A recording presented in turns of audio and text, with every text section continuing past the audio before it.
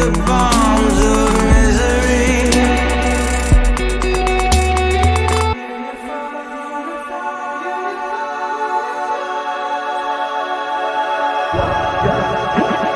Together as one is the only way, especially in the world that we live in today. To really be free in a land of the free, where we never think we were building a legacy that can start a revolution, founded on love, the number one force in the world.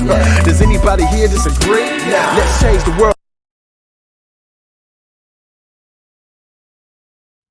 Good morning, and thank you for joining our second live panel session for the 2020 Southern Nevada Youth Homelessness Summit.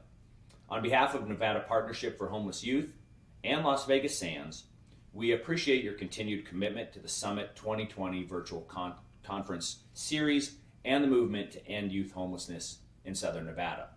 We'd also like to thank our supporting sponsors, the University of Nevada, Las Vegas, Greenspun College of Urban Affairs, and the Las Vegas Review-Journal.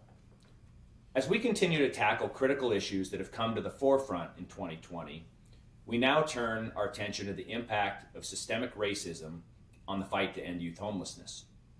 The intersection of numerous intervening issues, including race, have always been part of the summit and the movement. Yet the events of 2020 have shown us that systemic racism must be given even greater attention and more measured concern. As outlined in the Southern Nevada Plan to End Youth Homelessness, racial and ethnic minorities are significantly overrepresented among youth experiencing homelessness in Southern Nevada. In 2017, the majority of homeless youth in Southern Nevada, 52%, identified as Black, with 17% identifying as Hispanic or Latino. The events and racial tensions of this year have underscored statistics like these, and we must ensure that the movement focuses on the specific needs of especially vulnerable populations. 2020 has been a wake-up call for race issues in America, and we've all been challenged to reassess how we approach race-related issues in our society, in our organizations, and in our personal lives. Like we are doing with the movement this year, and like other organizations in America, SANS has also re-examined how we address race and diversity as a whole. After the events of this summer, we held town halls and conducted surveys with our team members to hear their concerns and views.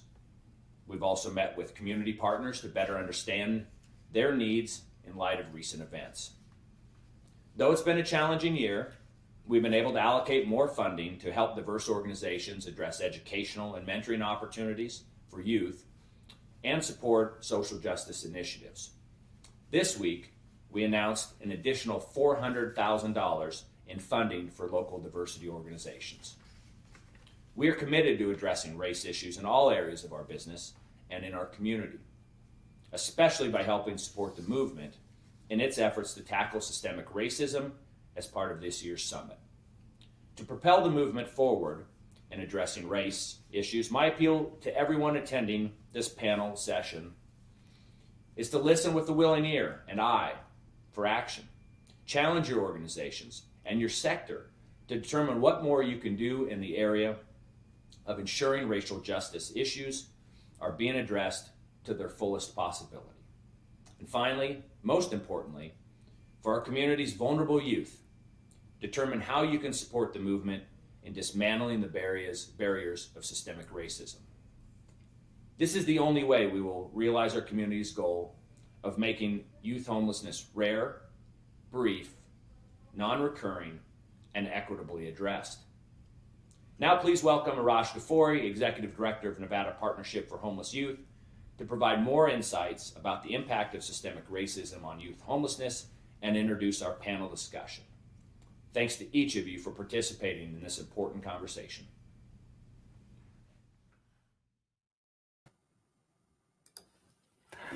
Welcome, everyone. We appreciate you joining us today and throughout the last 2 weeks. Thank you again to Ron and SANS Cares for continuing to be a leader in our community around philanthropy and an integral partner in the movement to end youth homelessness in Southern Nevada. Systemic racism has always been one of the primary root causes of youth homelessness in our community and throughout the United States. As Ron mentioned, the Southern Nevada Plan to End Youth Homelessness notes that the majority of homeless youth in Southern Nevada in 2017, 52%, identified as Black. To put that statistic into context, only 10% of children in Nevada in that same year identified as Black, according to the Kids Count data book. This shows a massive overrepresentation of youth of color, and specifically Black youth experiencing homelessness in our community.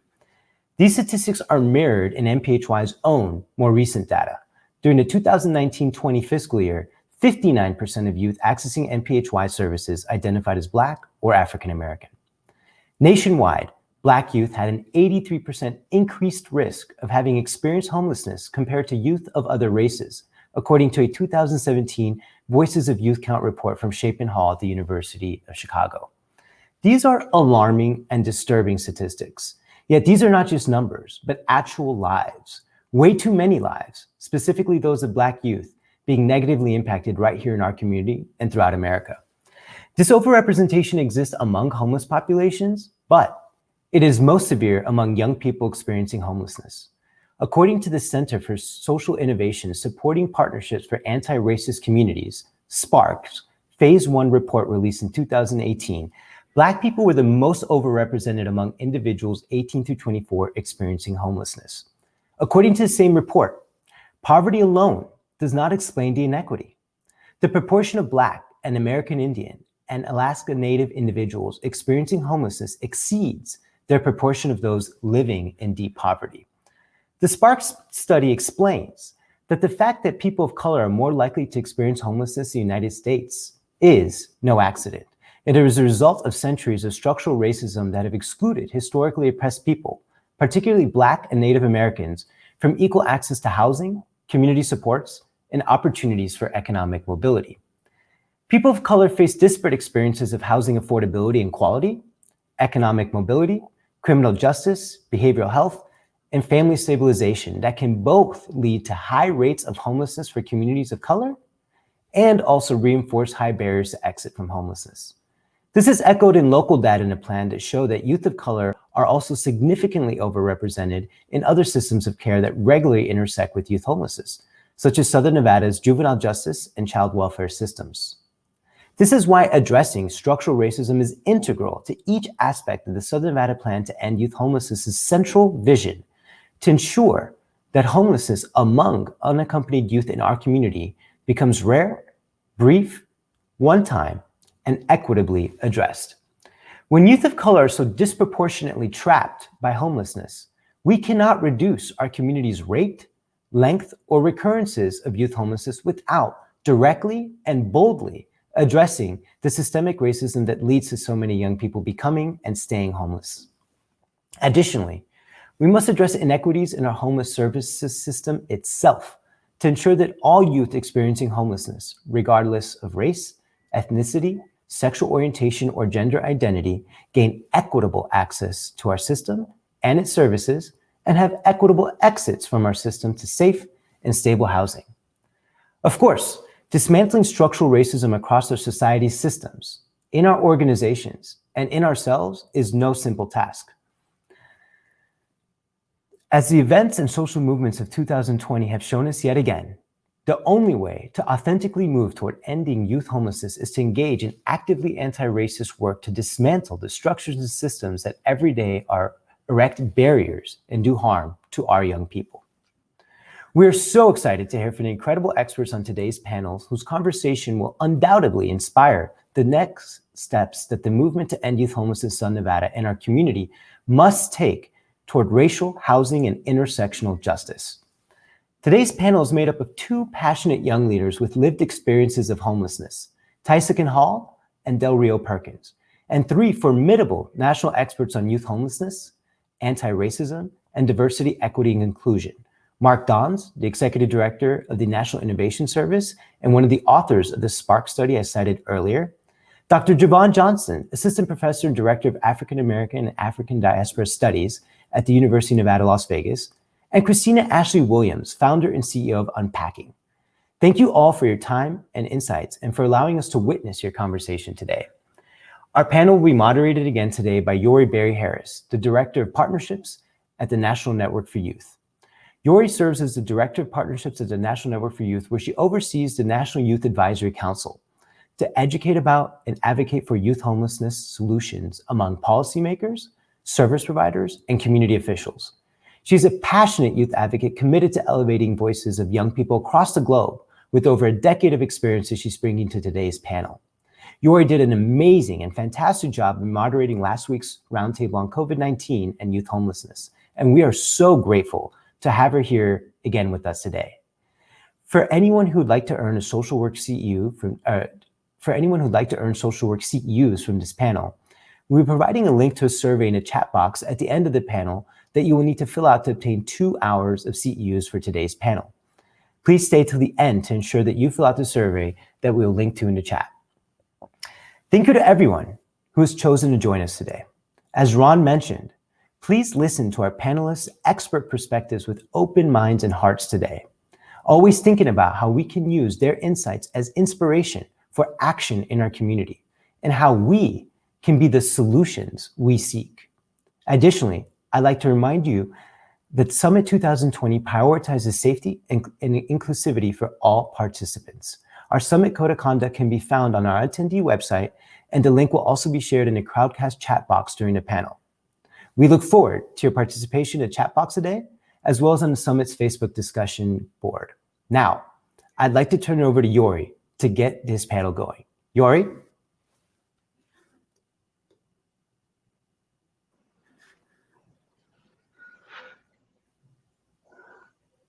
Thank you, Arash, for that introduction, for this moment, for convening us to examine youth homelessness and anti-racism, and how we can be the solution to ensure that in our quest to serve, we are not simultaneously perpetuating practices and systems of oppression. Good morning, and if you're like me tuning in from the East Coast, good afternoon. As a Black woman in America, I know all too well the reality of not merely feeling invisible, but being invisible, marginalized, disenfranchised, and oppressed, living, surviving, and aiming to thrive in a country and within systems not built for or with me in mind. This is not a finger-pointing moment to unleash shame and guilt. It is an invitation and an opportunity for us to learn and grow. We're here to have an honest, candid, vulnerable, and transparent conversation about racism, the impact of such on young people experiencing homelessness in this country, and how we can not merely be conscious of how we individually, organizationally, and systemically perpetuate such, but also be the change we need to be. There's a quote I love by the brilliant James Baldwin that says, "Not everything that is faced can be changed, but nothing can be changed until it is faced." So let's get to it. I'm honest to be joined by brave and brilliant leaders, audacious enough to share their stories and propose solutions to help propel us forward and higher. Mark, Tysakan, Javon, Del Rio, and Christina, the mic is yours to introduce yourselves. Hello, hello. Hello, everyone. Mark, you can start by just introducing yourself and then everyone else. Sure. Thanks for having me today. And Yuri, I feel like we're already connected. I don't know if you can see it. I'm wearing a James Baldwin pen today. Hey, everybody. My name is Mark Dones. I am the Executive Director at the National Innovation Service, previous Director of Spark, supporting partnerships for anti-racist communities. And thank you, Arash, for citing that work in the introduction. My work is predominantly around the redesigning of public systems to center folks who are historically marginalized. I do believe that government can work. And similar to some of the long line of Black folks whose traditions I am grateful to stand in, I think that this government can work. It doesn't right now, and we should be clear about that, but I believe that it can. And I think that, you know, the space that I'm operating out of today is a quote from Vincent Harding, who was an advisor to Dr. King, who rather famously asked, is America possible, right? Like, is this nation where diversity and, you know, that we are all different folk is actually our strength? Is that nation possible? And I think that the answer has to be yes. But I think we've got a long way to go. And the way to get there is, to Yori's point, by facing these things boldly, bravely, by having the right conversations instead of avoiding them, or worse yet, having the wrong ones. And really grateful to be here with you all today. Shall I go next? Hi, everybody. My name is Del Rio Perkins. I am now an employee of NPHY. I have had much lived experience as a homeless youth. And I also am a young adults in charge advocate. What we do, just so you all may know or have not may have heard of, is we exemplify change within the community as those who have experienced it by creating legislative outlets to be able to create change in the community. We also go down to the tactical levels to be able to create change within implementations of programmings. And not only that, but just on the level of behavior, emotional, and analytical, of knowing how to engage with somebody who is on all forms of the spectrum experiencing these kind of moments. That is a youth of a certain age that needs your love and attention, your time, and your dedication.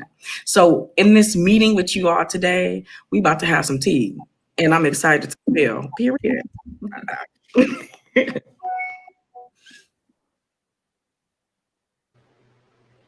I can go next. Good morning, y'all. My name is Tysican Hall. My pronouns are she, her, hers. I'm a member of the Southern Nevada Youth Action Board Young Adults in Charge, or YAC. I'm an official ambassador for NPHY's Ambassadors Program and a 2020 True Colors Fellow. I graduated from NPHY's Independent Living Program, so I moved into my apartment during this pandemic. Hello, that's a lot of stress, okay. And I'm echoing my fellow panelists. I'm here to call it like it is and not shy away from the proper terms. We're going to talk about racism. We're going to talk about white supremacy, and it's going to get real in here.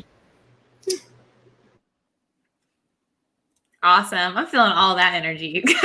Bring that all day. Hi, I'm Christina Ashley Williams. I'm the founder and CEO of Unpacking, which is the leading online education program for anti-racism. We are essentially like the Khan Academy of social justice.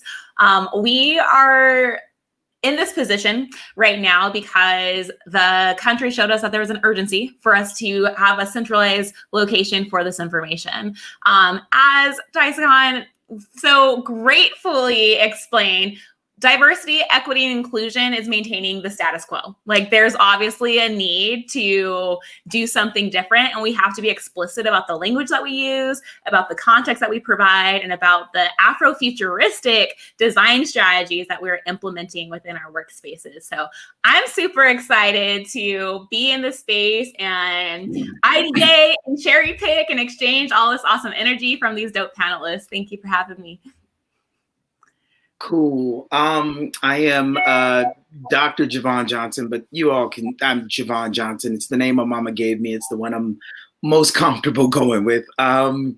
I am, as Arash said earlier, assistant professor and director of African American and African Diaspora Studies at UNLV. I should be an associate professor, but that's a conversation that, some issues I'm having with my own institution, but I'm going to speak it when I speak it. As far as DEI goes, diversity, equity, and inclusion, I have always said that ain't nothing more than the All Lives Matter phrase for professionals.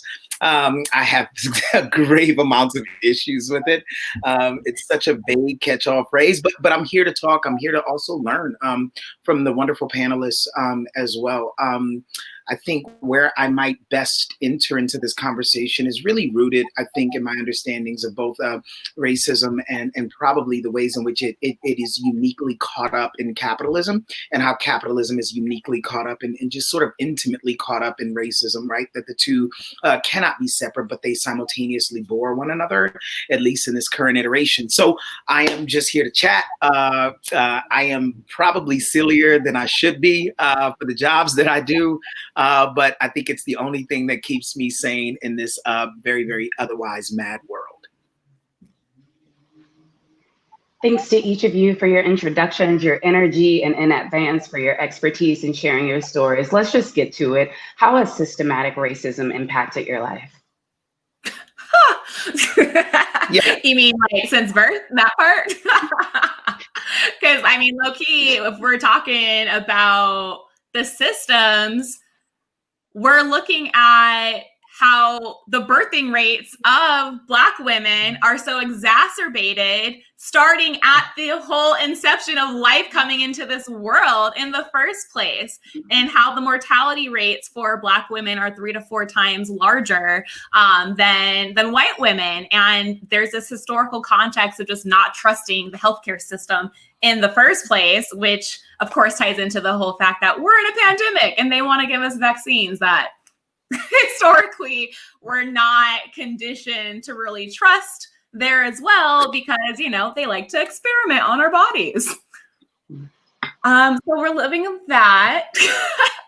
That I think is something that's weighing on my heart personally. And thinking about being in this particular state where the whole world is experiencing a pandemic, a trauma, and I don't trust what the mechanisms are to be protected from this illness because of the historical experimentation and exploitation of bodies that looked like mine. So where does that put me in my safety? Like where on earth are Black people safe ever at any point in time? What does that even look like? Yeah, I think so. There are a number of ways to answer that question.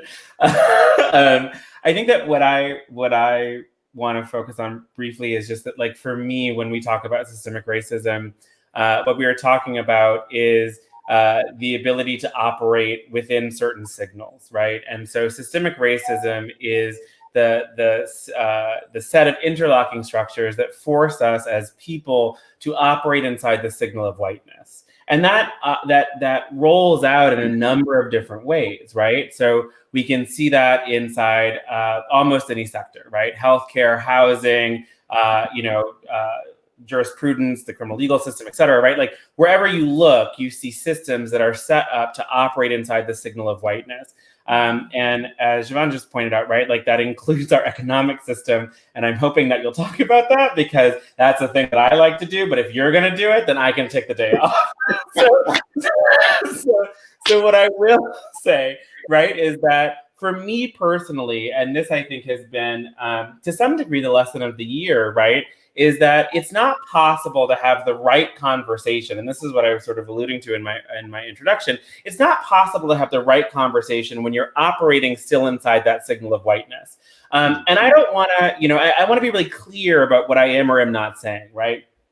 I think that, like, it's like white people are, like, it's fine to be a white person. Like that's, like, do you, whatever. Whiteness as an ontological category, as a system, right, is a problem for me. And those are different things, right? And so when I talk about being able to operate outside of the signal of whiteness, what I'm talking about, I think, is really more about this yearning to instantiate myself as a queer Black person without having to have that be in relationship to whiteness first. Mm-hmm.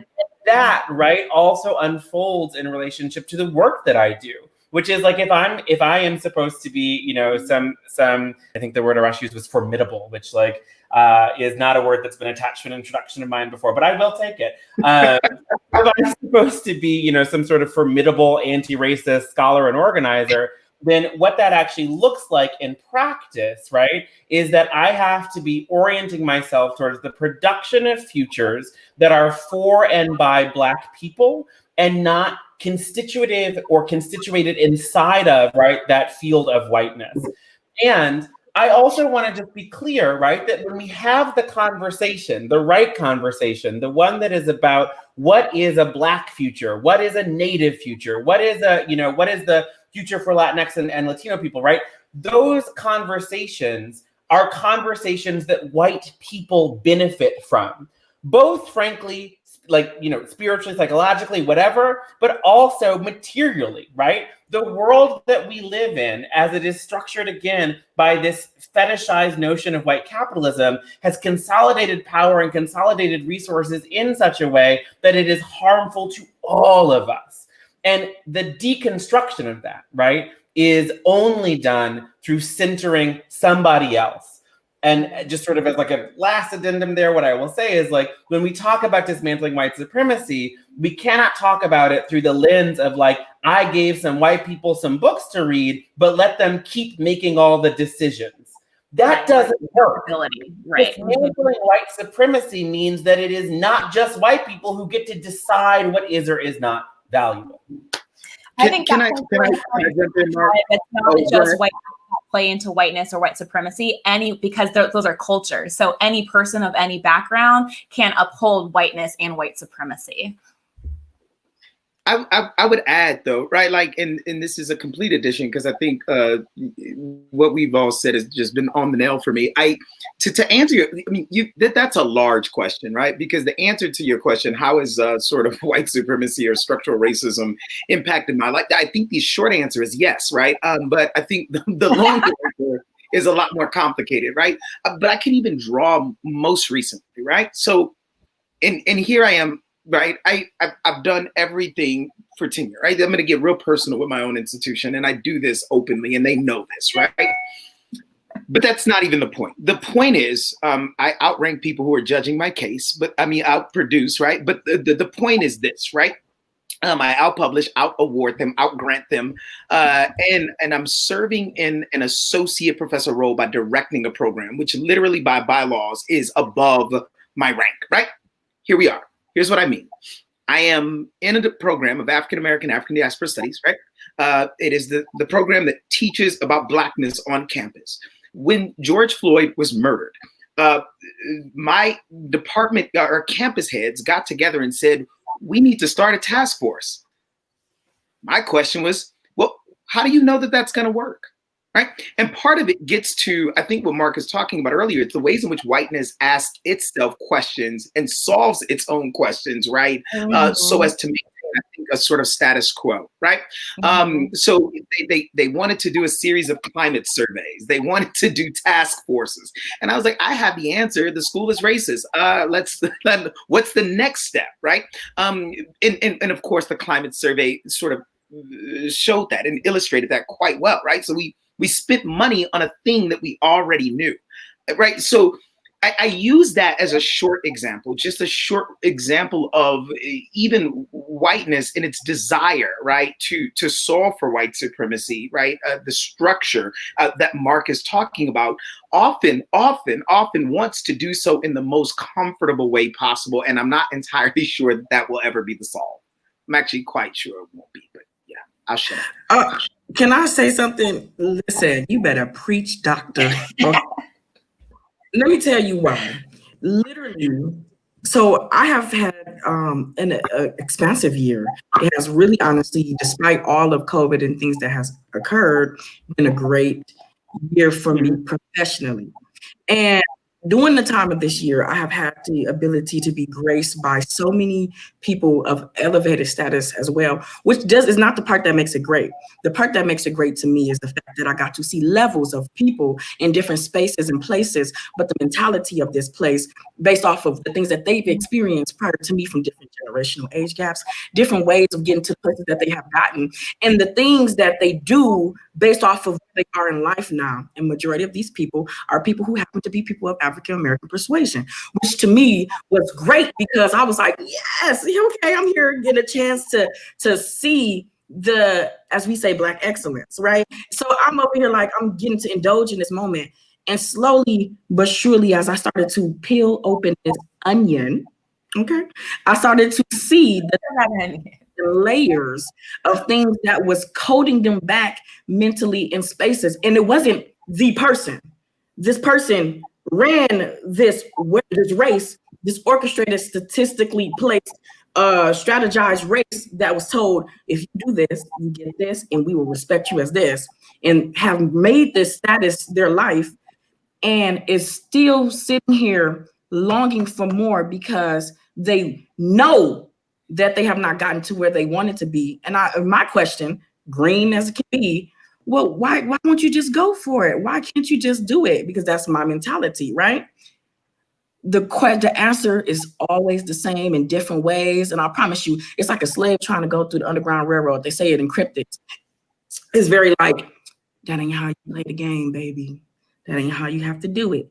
You got to do it this way. And it's not them. The fact that they have ran a race that was played to them in order for them to be able to get to a space to where they feel like they was able to have just a piece of the pie. Not even 4 acres and a mule, girl. I'm talking about just a 3, maybe 2.5 acre. You get what I'm saying? So with this being said, it has been playing on the background, and I come in and I do feel like the generational gap plays a major role. We are on the precipice of change, right? With certain things. These kind of conversations is becoming more prevalent. It's becoming something that needs to happen. And people are talking about it and forcing the dialogue in general. You're going to say whether you want to hear it or not. And because this is happening, there is people from my generation who are saying, okay, well, I don't know why you don't think that, but I would like it, and I'm just going to make it happen. And even the pushback that comes from it is like, are you sure? You sure you don't want to do it this way? It might not work out for you that way. And it's not them. It is the systematic racism of how you were created to be able to say, this is how you get what you need to get. And we all have to either play it, or we're going to play against the grain and risk losing it all. Listen to me. From the way you change your voice the minute you walk into a room, we have to pay attention. The reason why I walk into any room, colorful as can be, with weave flowing down my back, with literally the colloquialisms that I like to say, is because you're going to get every part of me, love, every part. And guess what? When I open my mouth, what I say is going to make sense. Whether I said it crazy to you or whether I said it with the most prim and proper voice, darling, you're going to get every part of me, because I want you to understand that I'm here, I exist, I'm tangible. Touch me, boo. So I want to be able to say that systematic racism plays a major role in how things are achieved. The idea of what you need to take up from yourself, the culture that is you have to extract parts of yourself and put in parts that make people feel comfortable. Want to assist. If you don't say it in a way that makes them understand it, those who are not experiencing the moment, they say, can we maybe edit that for you to, say maybe this would be a little bit better to say. I think people will pull better from that. I think they're going to pull from what we say. Okay. So I think that kind of energy is definitely a major role that plays into systematic racism, because it plays on our head. The conditioning. Look, you know what I said to you when we first started, when we was backstage, my love, Christina, I said, girl, your hair is popping. You want to know why? Because you got on here looking, you look bomb. You look bomb and beautiful and embracing every part of who you are. Whereas just all this black hair, do you hear me? Your crown. And just a few years ago, we were made to seem as if you walk through the door like that, you're unprofessional. Here you walk in and think you about to get a job. And Can I just add a quick aside? Huh? Can I add a quick aside? So I am just, this is off topic, but really I have a messed up hairline, and I'm very jealous of all this gorgeous black hair that y'all got. And I've been more than that. You can get mine from the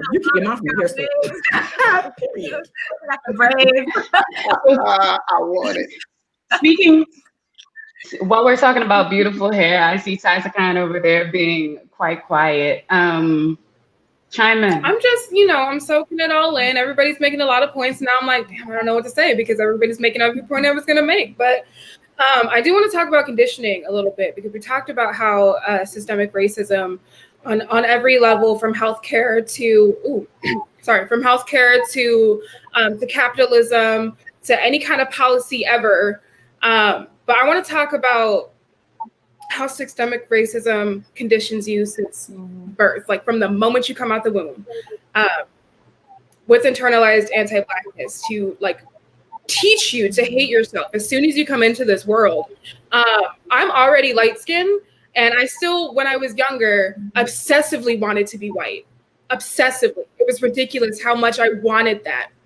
My hair wasn't fine enough. It wasn't straight enough. It wasn't blonde enough. My eyes weren't blue enough. My skin's already light. It wasn't light enough.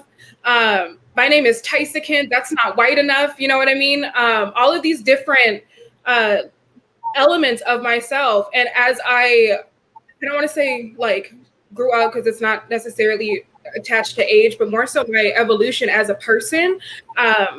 While the conditioning was not my fault, the healing and unlearning of that is my responsibility, and having to continuously like peel back, as Del Rio said, the layers of this onion, and like find out all of these different ways that it's like a gridlock on you as a person, like on your mental state, to be like, oh, we have to be twice as good. That's something like, I know just that statement. Every Black person knows that statement, because we're taught that by everybody. We have to be twice as good. And even that's not good enough. Twice as good for even just like a chance of the same piece of the pie. And the problem is that Mark mentioned this earlier, that we want a piece of the pie that is whiteness. For this false proximity to whiteness, for this white acceptance that we're never gonna achieve, we're never gonna get that. It's not for us, we're not white. It's for them. If we can start operating outside of that, to not so much so as let's have a Black person in this space, and then suddenly the space is diverse enough so it's no longer a space or a system that's built off of oppressing us. That's still like, it's still a system of oppression, because that's what the system was made to do. We got to make a new system. We got to transcend upon, like, above that, to something that's not even related to anything that has to do with this, because this is part of the problem. This is part of that conditioning where we're still operating within that whiteness by pretending that we're not. That's a problem. Thank you all for jumping right in and keeping it real. Honestly, listening to some of the comments for me is hard, because sometimes truth stings, right? But we're not here to make others comfortable. Some of the mess permeating our communities and systems is because we've been too kind and too quiet for too long. We're here to raise consciousness and bring about change. Youth of color, and especially Black youth, are overrepresented among young people experiencing homelessness. From your experience, why does this disparity exist, and why can't it be ignored? I'll hop in first here, because this is my research. So I'm a psychiatric anthropologist by training, and as Arash mentioned, I headed the Spark study, which partnered with 8 jurisdictions across the country to look at the interactions between race, racism, and homelessness. It's the largest mixed method study of its kind that's ever taken place. We collected over 200 oral histories, looked at over 180,000 individual records in HMIS across the country. And there are a couple key takeaways, right? And I won't belabor them. One is that our systems are designed around the false premise that poverty and homelessness are interchangeable functions, right? That if you look at who's experiencing deep poverty, that is who is experiencing homelessness.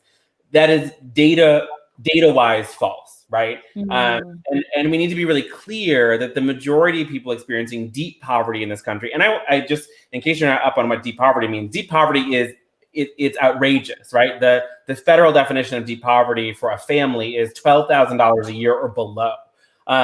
So we're talking about levels of poverty that should not exist in this nation. But when we look at the majority of folks experiencing deep poverty in this country, they are majority white. And that has been the case for a long time, right? It's when we look at who's experiencing homelessness that we see a majority population of color, right? And in that population, what you tend to see is about 40% of folks experiencing homelessness are Black. And then you aggregate in folks who identify as Latino, Latinx, et cetera. And then you pull in Native folks, right? And then rather rapidly, you wind up with a population experiencing homelessness that is roughly 65% folks of color, right? That in and of itself is, and I want to just be really clear, when I first started looking at this data, I was like, why are we pretending it's poverty, right? And I was new, I was young, and I thought like someone must have talked about this already, and they hadn't, and that was a little weird for me. But we have predicated everything we do on the belief that poverty drives homelessness, when in reality, right, I have a better shot at predicting whether or not you will or have experienced homelessness by looking at your race or ethnic identity than I do by looking at your income. What that means, right, is that the fundamental systems by which we use to attach people to the housing market are still so steeped in racism that is actually the core driver here, right? It isn't the economics themselves, it is the interaction of those economics with racist systems and principles. So that's on the quantitative side. I want to briefly just touch on the qual data, which I think is particularly telling for young people. So when we started asking people, like, tell me about your experience, like, so oral history in anthropology is like literally just like, I don't know what happened, like, tell me about your life, right? And there was like a set of questions, but really just trying to understand, like, okay, so like, what was the vibe? And for many folks, right, what we saw is that the entryway into the experience of homelessness operated around what we found to be very rigid capital networks, which led to a finding that we called network impoverishment. And the reason why it's called network impoverishment is that, again, when you look at the poverty index, it is constructed through a white dominant model, which means we look at your individual earnings or your family's individual earnings. But it turns out that most folks of color don't live like that and don't spend like that, right? Mm-hmm. And so most folks of color, and I use this term broadly in this case because this is not just Black folks, right? But most folks of color spend in a communal way. Meaning, if I got some, everybody gonna eat. Right. That's just how we work, right? Mm-hmm. And so what we found is that the rigidity in the capital was because for white folks, they might be making less than their Black counterparts, but they were also spending significantly less, right? So they might spend 80%, 70% of their income, whereas for Black folks, they were spending 90, 95% of their income. Which simply means, and right, that additional expenditure was like, I'm paying for my auntie's bills, I'm like helping this kid go to school, right? Like, it was not like, and this again, I need to be very clear, was not just folks being like, I'm wasting it on flat screen TVs, which is a predominant and racist, say it with me, racist, right? Mark, can I add though, like, because you touched on something, right? Like it's historically, right? If we think Black people in specific, but people of color more generally, right? But historically, that collective spending was how we survived, right? So, right, and I think I just wanted to name that because I think that's what you're gesturing towards, if I'm correct. And I just wanted to shut up there, but go ahead. Because you're preaching. Can I add one thing to that part? We're tag teaming. Individualism, like what you're speaking to is like, there's a false understanding of meritocracy in the United States that says like, when you work really hard as your solo person, you're going to move up. But that discredits all of the barriers that are systemic within the industries, the systems, the policies, the legal systems that we're all navigating. And our cultures are communal cultures. It's white culture, it's white supremacist culture that says you have to move out at 18. It's white supremacist culture that said, sorry, go ahead, Javon, I see you. You're on. But here's the kicker. White cultures are not as individualistic as we like to think they are. Their wealth has benefited from building on the backs of government handouts for generations. Mm-hmm. And we do not call it welfare. We do not call housing practices government handout, which it was. And we can look at the racial disparity and how those numbers were given out, how suburbs were made and designed to be white spaces that encroached on what we generally once referred to as ethnic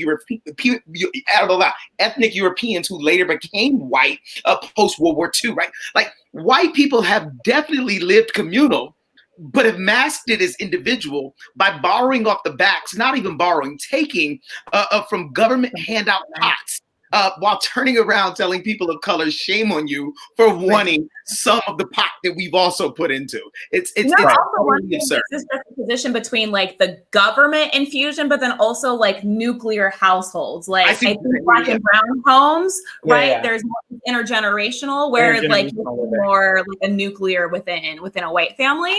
So I will say that, like, so briefly, all of that, and I think that the thing that I often say is like, the America is only against socialism for everybody else, right? Like we run the most massive socialist programs in the world, right? But they're coded in ways that we don't understand them as socialism because the population that they primarily benefit we wouldn't call it that, right? I do want to also name, right, that like intergenerational living was also common for white folks before roughly 1947-ish, right? That like as you see the end of World War II, what you see is a proliferation of the idea of the nuclear household. But even like again, if you go back before that, intergenerational living was very common for white folks then. It was again looking on the back of a very socialist program, the GI Bill, and a number of other sort of return for more programs that caused the proliferation of all of a sudden these households, right, in relationship to the shift in redlining, white flight, et cetera. So it's a set of intersecting policy frameworks that produce this moment in history where white folks suddenly move into nuclear households. I want to talk specifically about the question that was asked with regard to young people, though. So what we found in that work was that when we talked to young people experiencing homelessness or who had experienced homelessness, and we said, okay, so talk to me about what was the vibe, right?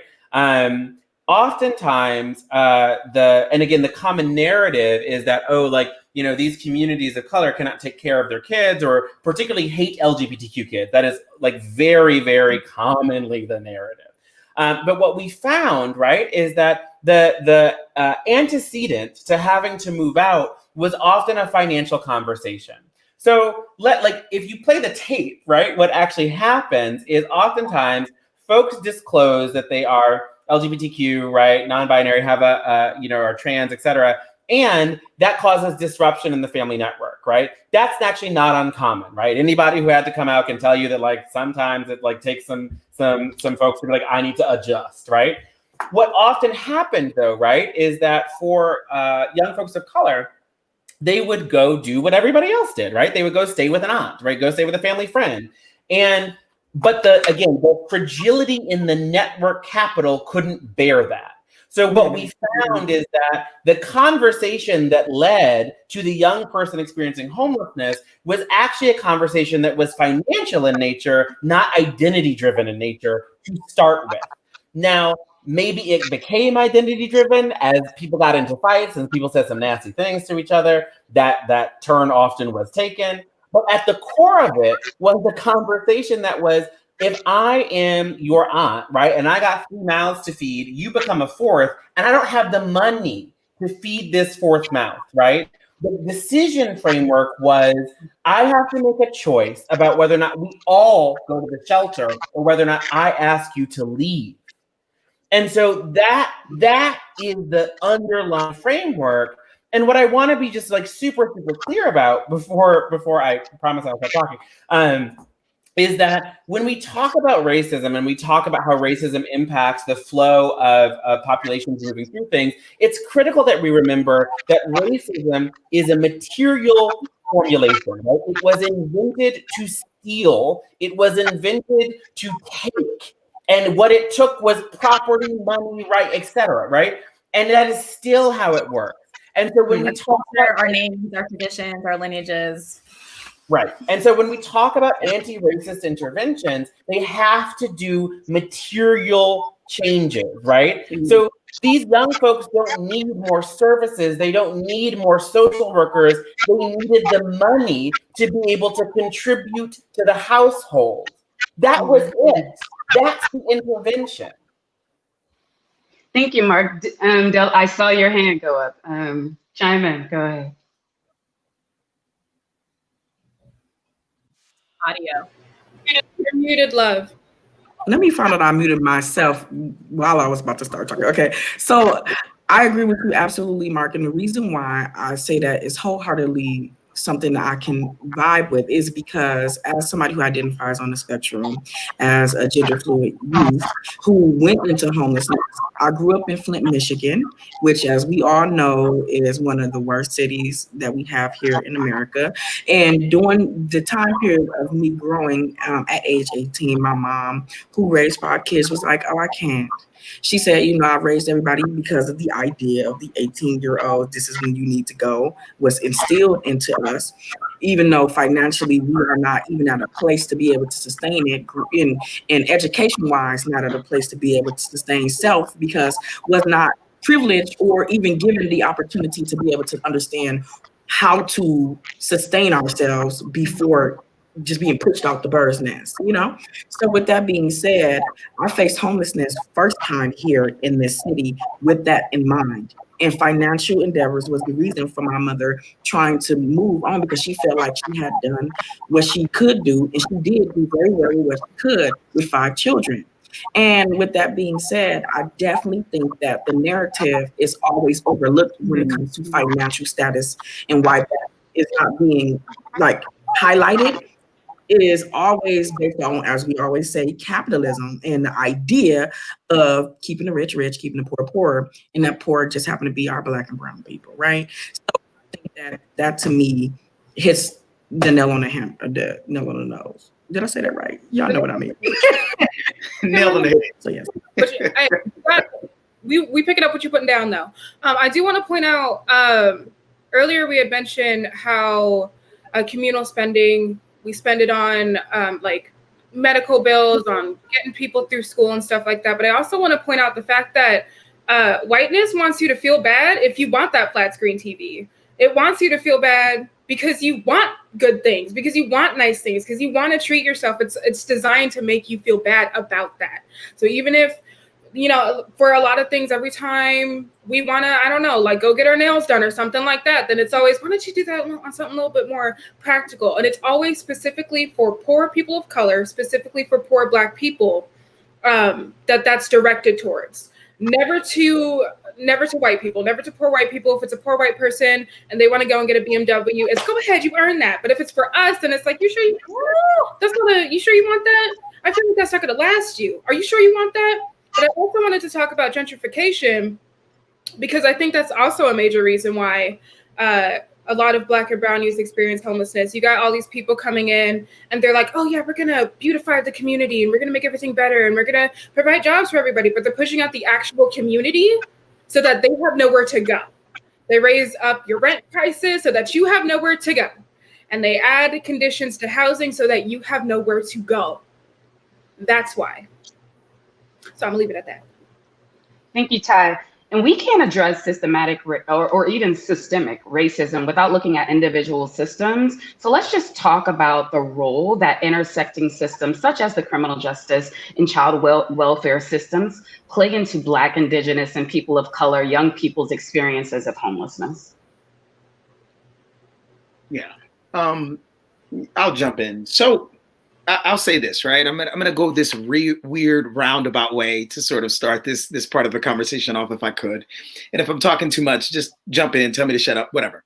I'm fine with it. So Karl Marx writes about communism, and one of his sort of largest claims, right, is that capitalism was a break from the feudal state, right? And if we don't know what the feudal state is, really simply put, if you watched Game of Thrones, you watched feudalism, right? This idea that there's a king who sort of controls the kingdom, and within they're lords of lands, hence the term landlord today, right? And then you pledge fealty to the lord of the land. The lord of the land pledge fealty or bend the knee in case of Game of Thrones, right, to the king. I mean, it's a structured system. It's a tiered system of who is better than someone else, right? Because of bloodline, right? Lineage, whatever that case may be, right? Cedric Robinson tells us that in his refutation of Karl Marx that this is absolutely false. That capitalism was not a break from feudalism, but rather a logical genealogy of feudalism. And here, right, I want to go and cite Ruth Gilmore Wilson, or Ruth Wilson Gilmore. My apologies, prison abolitionist and prison scholar, who says capitalism requires inequality, racism enshrined it, right? So capitalism required the same inequality that feudalism requires, right? I need someone to capitalize on. I need to hoard resources, right? Because that's the only thing that solves capitalism is more capital, right? What becomes really, really important here, right? What becomes really important here is that it requires inequality. And if you ever look at American capitalism, we always have an exploitable class of people, whether it was enslaved Africans, whether it's undocumented people, whether it's queer and trans folk who make significantly less, especially if you are of color, whether it's women who make less, especially if you are of color, Black and indigenous, and we can keep going on with how identity markers structures inequality under capitalism. Things like racism, sexuality, things like gender begins to enshrine the very hierarchies that capitalism requires, so those on the top can dominate those on the bottom and thus build wealth, right? This then feeds into almost every structure and institution we have, right? The famous documentary 13th by Ava DuVernay illustrates this quite well looking at the 13th Amendment and treating prisons as nothing more than labor camps, right? Which is what we do in this country, right? That and she's not the only one that has done this. Slavery by Another Name has done this, and other documentaries and texts as well who've really unpacked the history of the prison system. We could even look at the medical system as examples of sort of exploitation. And certainly we were speaking to that earlier, but essentially what I'm getting at here is to understand all of these woeful problems is to understand that first and foremost, capitalism requires inequality. It needs it. And we have bought into the myth that if I just work hard enough, I too can become as rich as Jeff Bezos. And that is emphatically false. And more importantly, beyond false, it's grotesque.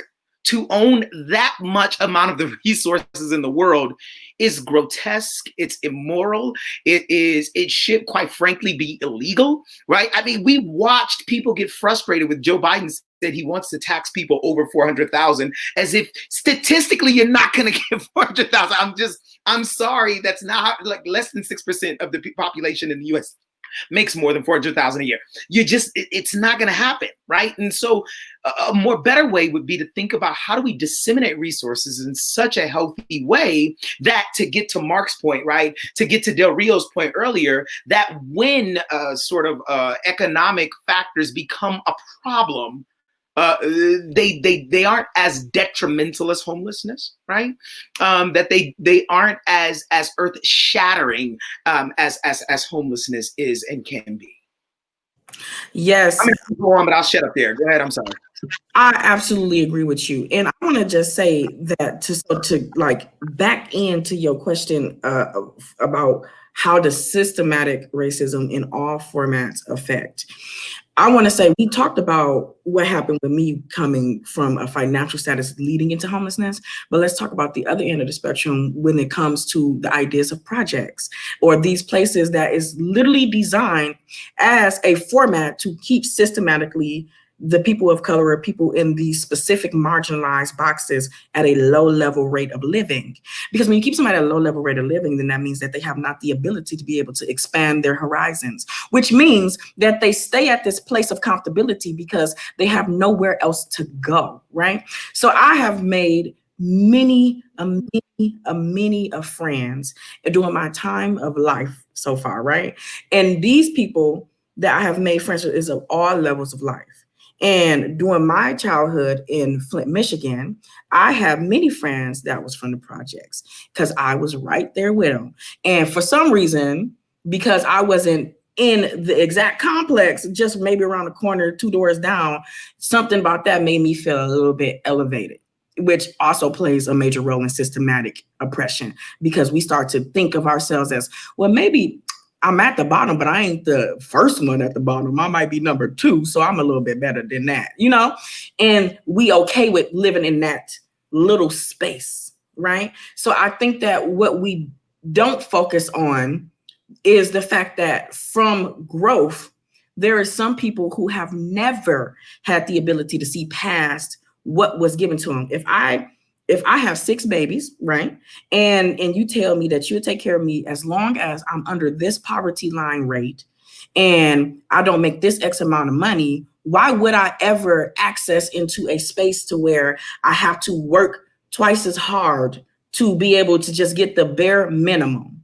It looks enticing. And because it looks enticing, a lot of people wind up staying in that space and in that place, and it becomes generational. You see generations of kids, and by the age of 13, the next generation sprouts with the next kid that does the very same thing, that creates the same narrative of living. And the idea that I've been told all of my life by teachers, everybody, you grab yourself up by your bootstraps and baby, you'll make it there. You'll make it to the next place.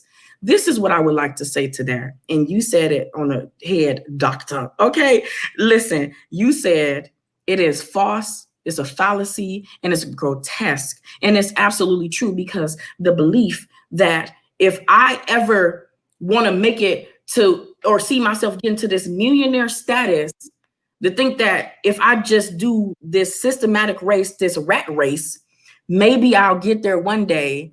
And maybe and if you do, those percentages that maybe even do, that everybody like to shine a light on, because that's like, see, they did it. You can do it too. They did it.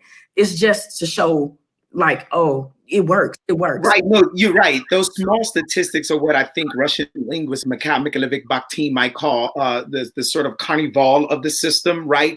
The ways in which systems are pressured, right? If you think about a pressured pot, you have to relieve the pressure a little bit, otherwise it will burst. And so you can't keep everybody completely oppressed, because then we'll spill over. But if you allow a handful to spill out, to quote unquote make it, then it allows the system to say the failure of Blackness is on Black people, and not the system that failed Black people intentionally historically, long before we've ever denied access to the labor market, education market, housing market, medical market, et cetera, so forth and so on. But yeah. Talk that talk. And you're right. I want to contextualize some of this. So first and foremost, we're talking about systems, but do all of us actually really know like what systems are? If someone asked you on the street, could you explain that? I'm saying this to our audience. When we're looking at an institution, we're thinking about that organization that you have direct relationships to. So this classroom that you are in, the work environment that you are, that's one institution. Where we get to systems and the systemic relationship is we're looking at how that one institution is in relationship to another. So how does the housing institution have relationship to the schooling institution, have relationship to the healthcare institution, the legal, the etc. Something came up in the chat around why are we centering Black identity on this particular panel? And what we want to contextualize is that we center Black liberation because Black liberation leads to the liberation of all people. We have seen this statistically, we've seen this historically. If I asked you, what is the worst word in the English language that you can call somebody, what demographic does that word apply to? We're contextualizing the Black community because statistically, throughout all of the systemic oppression that impacts here in the United States specifically, and we see this through colonialism and other places because Blackness shows up in different ways, there's an exacerbated amount of amount of people that belong to the Black community that are experiencing harm at higher rates than other marginalized groups. So that's why when we center Black liberation, there is a ripple effect that then liberates other people because we bring everyone along with us. I also wanted to state this relationship between systemic racism and going into poverty, going into jail system, going into any pipeline of disparity often comes down to schooling.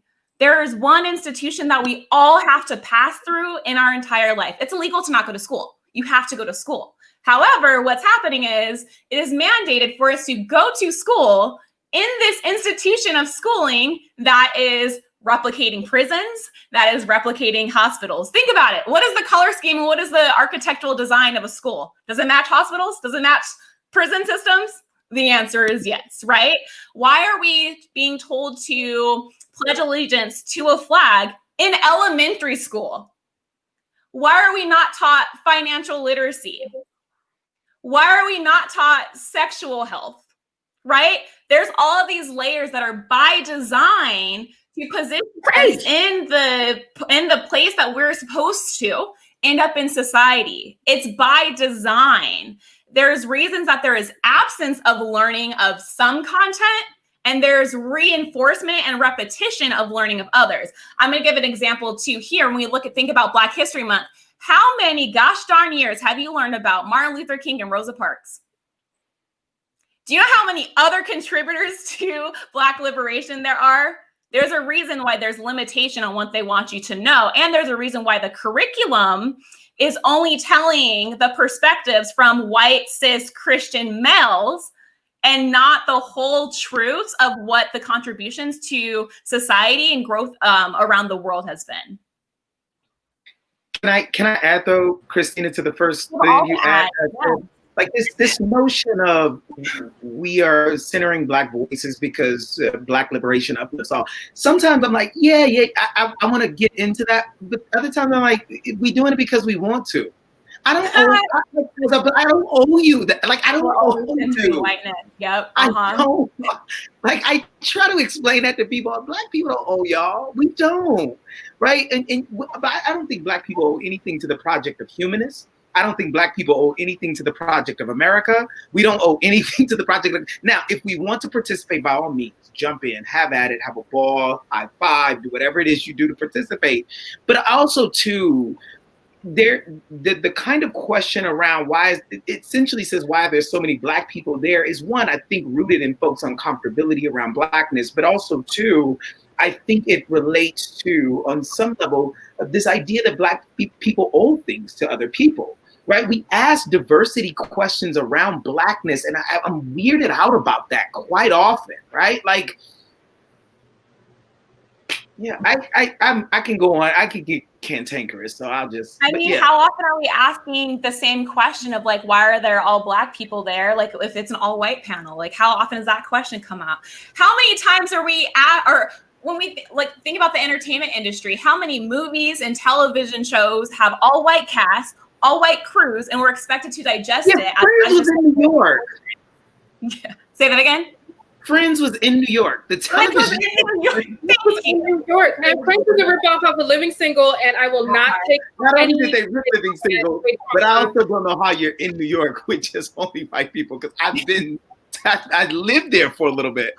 It's like, whatever. So I want us to transition and add another layer to really talk about intersecting identities, such as gender identity, sexual orientation. How do these things really play into Black, Indigenous, and people of color, young people's experiences in homelessness? I think the more diverse your identity is from what whiteness says is okay, the more barriers you experience, the more rights they attack from all areas. Because if you're not white and straight and cisgender and able-bodied, then to them that means that there's something not right with you, and so they want to get you out of the way. I think that's to some degree, right? Like the answer to this question is the answer to the conversation that we were just having, right? So I as I said at the beginning, like I am one of those people who's like still very involved in the American project, and it is a choice, and not everybody has to do it, and I'm very clear on that. I think that and I am doing it because I want to. I don't owe. You are right. I don't owe nobody nothing.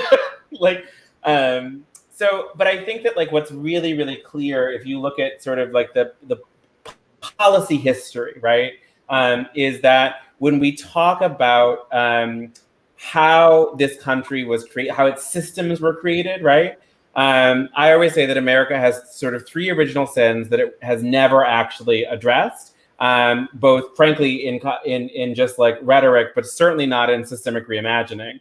And those sins are racialized chattel slavery, the genocide of Native people, and the crippling misogyny that gripped the continent for like truly till now, right? All those things are still happening.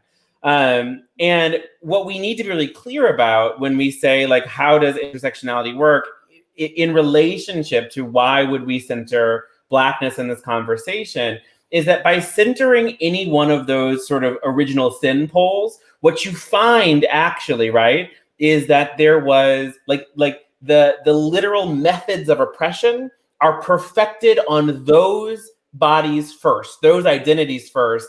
And then quite literally, we just sort of swap out the words in the policies that come later, right? So if I want to understand the policy architecture that suppresses trans and non-binary identities, right? That same policy architecture has been used to suppress Black people, has been used to suppress women, has been used, et cetera, right? So I think it's really critical that we understand that like centering Blackness is an intersectional exercise if you're doing it right, right? Like if you are actively engaging in not just, again, a surface level conversation about like, oh, like Black people are great. Again, Black people are great. But the conversation that we are having about imagining a Black future and that future then necessarily including a world where our young people don't experience homelessness, right? The architecture that produces homelessness is rooted in anti-Blackness, right? Is rooted in in misogyny, is rooted in anti-Native architecture. And to fully understand that and then imagine a world that is different is in and of itself, right? A sort of like, as I always tell my students, right? You got to go in sometimes to get out. And so there is a necessity to having the conversation at depth before you can have the conversation at breadth. And I would encourage folks to really like understand that. Something to say in reference to this. And as I'm listening to the conversation, I absolutely see everybody point, and it is very valid. This year alone, which as we all know became a very tumultuous year due to the movement starting up again after, which has been going on obviously for decades, if not longer. So I say that to say this. I personally felt the backlash of this movement because one of my closest friends, who I was in a homeless situation with and transitioned out of homeless with, was found hung from a tree in Palmdale, California, in front of City Hall. And they did not have any form of identification to ask him to know how he made it up this tall ass tree. Okay. And died. One of three who died that week. And prior to that, so I'm trying to experience this and still fight for the mission that we have to get, pure justice.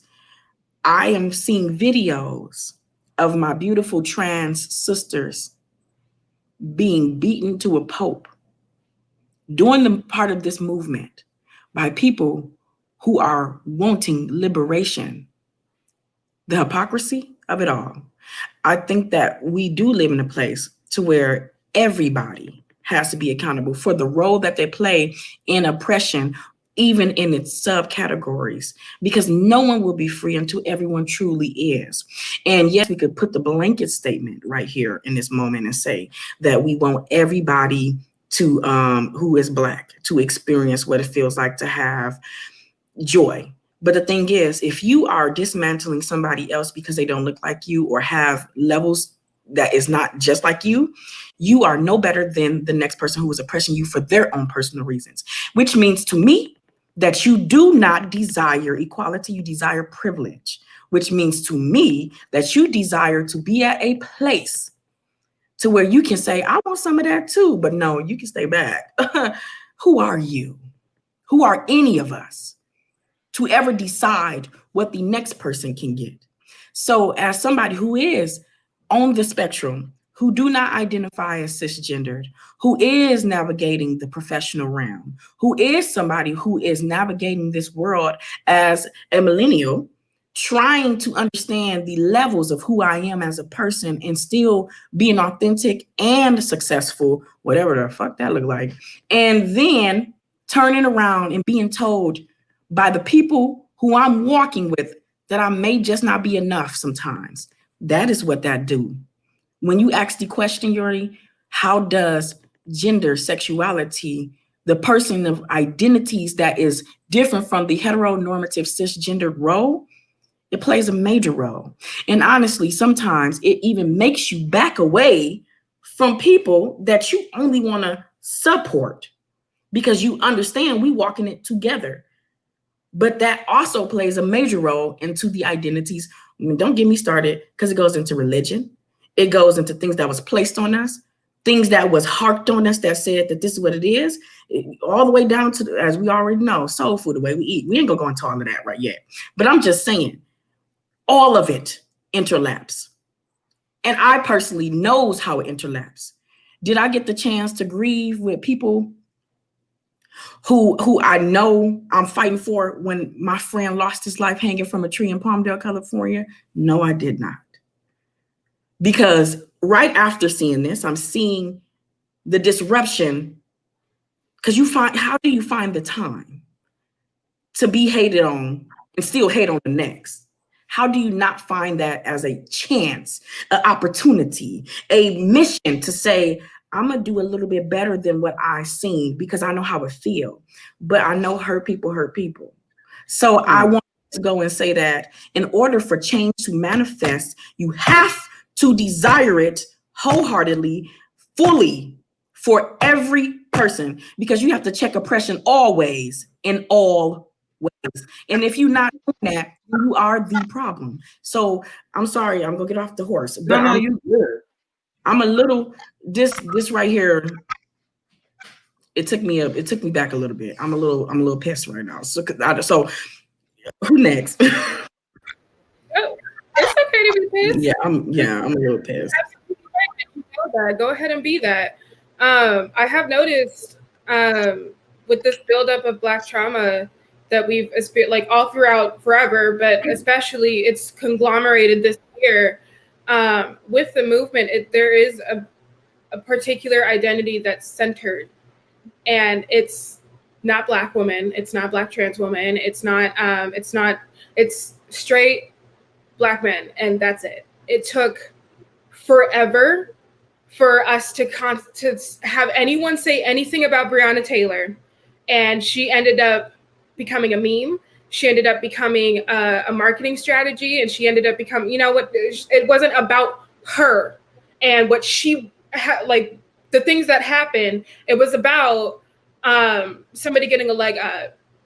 So I wanted to add that to your point, that there is just one identity that's centered in the movement, and that's also part of the problem. When we're like, ooh, the same thing but make it Black, that's a problem. I will say too, you all are bringing up for me sort of conversations I've been having with friends lately around thinking about the ways in which sort of state logics, right? These sort of interlocking oppression that are sort of perpetuated by the state, and the way those logics live in me, right? The ways in which we internalize them in our everyday lives, right? And what I mean by that is, I have a newborn daughter, right? And I think intimately and intentionally about what this means, right? And how I navigate throughout the world. And I was talking with a friend who's also a prison abolitionist. And we were talking about, like, neither of us believe in the disposability of people, right? But how do I hold that truth, but still hold the truth of my friends who are like, I'm throwing away Trump supporters, right? So like literally asking those kinds of like sort of competing questions. And I say all of that to say, you know, one of the things that I was telling my good friend about this, we were talking and I was like, you know, there was a night that my daughter was incredibly frustrating. She just would not stop crying. And it's a part of parenting that a lot of people don't want to talk about, but it's hard. It's frustrating. It's like, oh my gosh, I just want, right? And as frustrating and as angry as I was, nothing in me decided to do a punitive measure, to take a punitive measure. Nothing in me wanted to grab her. Nothing in me wanted to shake her. Everything in me wanted to I held her and I said, I'm so sorry you're going through this. And I was I want to be clear, I was angry. And I think far too often we allow state logics to dictate how we move in our personal, which is to say, state says when you're frustrated and angry, punish, imprison, violate, harm, inflict. What happens if we decide to live our lives so emotionally full that when someone is, what word am I looking for here? Acting out of turn, whatever that out of turn is, right? That we are emotionally capacious enough to hold them in that kind of way, to say, I'm sorry you're going through this. It's a different organization of structure, right? That starts from the personal and is really rooted in the feminist mantra that the personal is political, right?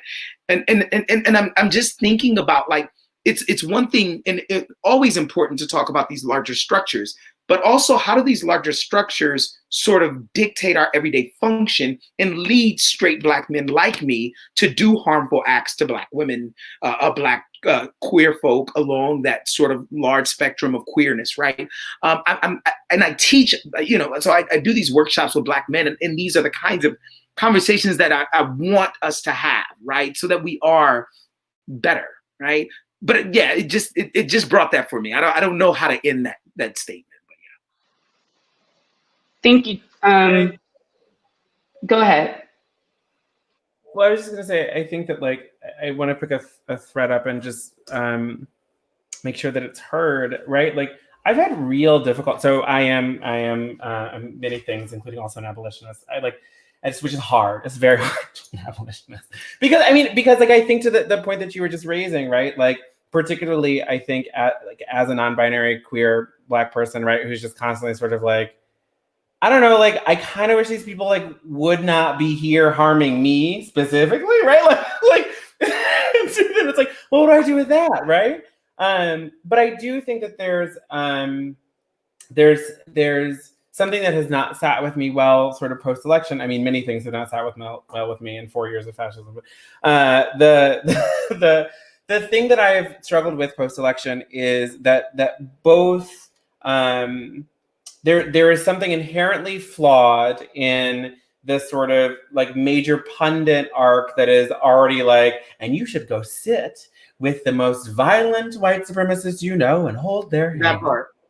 And then there's also something deeply flawed with everyone who's like, throw away half the electorate. Both of those options don't work.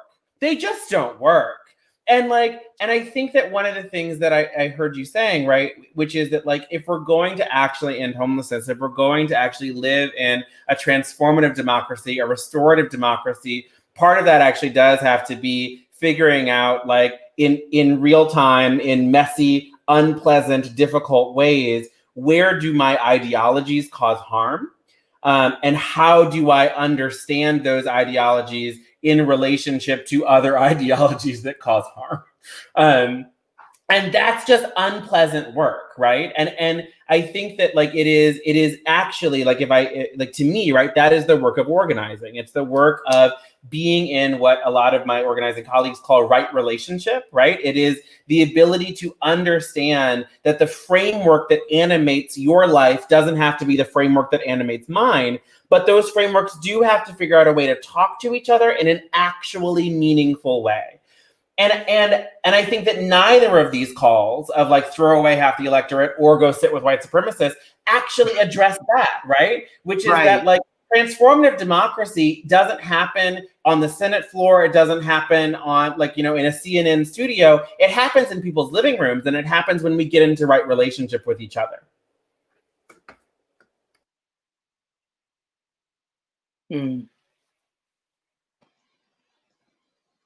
I was muted and I couldn't unmute myself. One, just listening to you and hearing different comments definitely just made me smile. Someone said that it's okay to be pissed, right?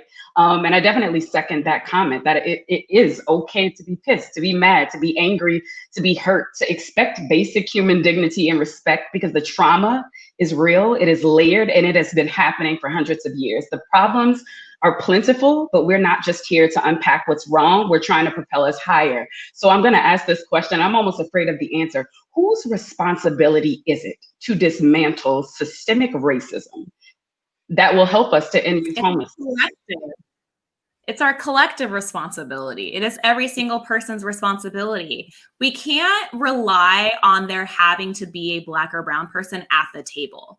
White people, allies, POC, whoever you are and however you identify, if we are not present, it is your job. And there is power in numbers. So if you are at the table, it's one thing to say something, but if you don't have the power to actually make the impact, you can say it. That don't mean they're going to listen to you. but there's power in numbers. So have these conversations with your peers so that there is a more concentrated sense of pressure and accountability where folk are being held accountable, whether we are at the table or not. We obviously want to be at the table, but the reality is we're just not. And so there has to be some deep-seated reflection on how do I transform my silence into action? And how do I really, really understand how silence perpetuates the problem? And also how silencing, right? Silence is the absence of the conversation. Silence is preventing other people from having the conversation. So how are you showing up to break that cycle of silence and silencing and carrying your responsibility in dismantling a system that Black people did not build? Right? What's your relationship with whiteness? What is your relationship with whiteness? Ask yourself that, reflect on that. And how are you showing up to dismantle that? I think so.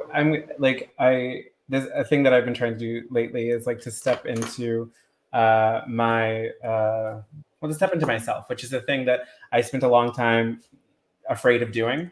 And when I say that, what I mean is that like I spent the formative part of my career building a career, right? I like was afraid to tell anyone like about myself in actual meaningful ways. I wanted to be seen as a competent social scientist who had a body of work who could like prove their points. And the reality, right, is that like many of the points that I've spent many years researching to prove, I could have told you before I did any of the research because they were literally just my story, but I didn't want to be a story, right? And I think that there's a tension there that I want to hold up because I think oftentimes we invite people to be their story and not their wisdom and not the wisdom that they learned in that story. But so I'm a sexual assault survivor. I got a lot of mental health things. I can literally, the privilege of doing, keynotes from your office is I can see my mood stabilizers like on my kitchen counter from my office. And when I was hospitalized, when I was a teen, I had a psych nurse and just briefly like hug the nurses in your lives if it's safe to do so right now. Like, it's just like nurses are just so critical. Like almost everything I learned about empathy, I learned from a nurse. Like most doctors, I am afraid of. Shout out to doctors, love you too, but hug the nurses. So, but I had a psych nurse who said to me, what happened to you is not your fault, right? Like it's not your fault that you were sexually assaulted, but what happens next is your responsibility. And to me, that is this country, right? Like none of us, like we all got like, I truly, if you've been like Dones, like where do you want to get born, right? I really would not have said like, I don't know, like if I could pick a country with like a lot of anti-Blackness and then I can be Black in it, I think that would be great, right? Like not a choice, right? Similarly, I think many, again, if we're thinking about like what is, like how do we begin to bridge these divides? I think that for many poor white folks, right, to be born in a hyper-capitalist nation and be born poor, nobody would ask for that shit. So like, I think that we have to be really clear-eyed about the fact that a lot of what we stand on, right, a lot of what we are given to work with is not our fault, but what happens next is our responsibility. It simply cannot be anyone else's. And so when we say, who needs to be responsible for ending homelessness? Who needs to be responsible for dismantling white supremacy? The answer, again, right, like to lift up what was already said, it simply couldn't be somebody else, right? We're the only people here. And it must be a collective responsibility because we all, right? I think I feel very confident, despite where we are as a nation, that we all do wish we lived someplace better.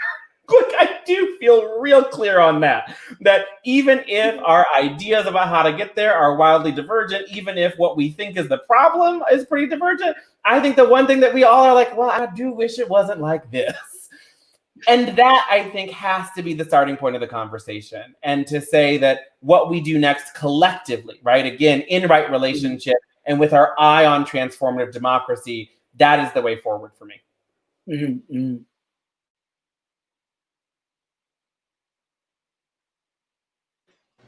Anyone else have anything to add or want us to move it along? Just super quickly, I do want to point out that yes, it's all of our job. I do think that there's a way to center those voices, like to center the most marginalized without putting all of the labor onto them. That's something that, like, every conversation that we have about that is always centered around, well, oh, Black women are here to save us, and thank you to Black women for like giving us this election, or blah blah blah. But like that in itself is a major issue when it's our job to constantly re-traumatize ourselves in order to save you. Like, we should all, you know what I mean? Like, we tell you what the needs are, and then it's everyone else's job to work to meet those needs. That's how that should work. Oh, thank you, Ty. With that, let's just go ahead and transition it. There are leaders who are tuning in right now who desire and are well positioned to implement change right now. So let's just talk about what's missing. In your experience, what do you think systems level efforts to end youth homelessness usually miss or overlook? They miss working at a systems level. Like, they're not doing systems work. I say this as a person whose literal job it is to like show up in cities, states, counties, right, and be like, I'm going to redesign your system. And if you want to know what my first diagnostic is, literally every single time, this is not a system. There's not anything I can work with here. Because like in the systems literature, right? And if you are curious about systems lit, I very encourage a book, Thinking in Systems by Janella Meadows. It's one of the most lucid systems texts ever written. But systems are comprised of three things, right? Elements, interconnections, and purpose. Those three things must be present in order for you to have a classically defined system. Which means that no matter how much you just put two things next to each other, they don't become a system, right? And very often, what I see inside our homelessness work, right, is it is a sort of mishmash of programmatic activity.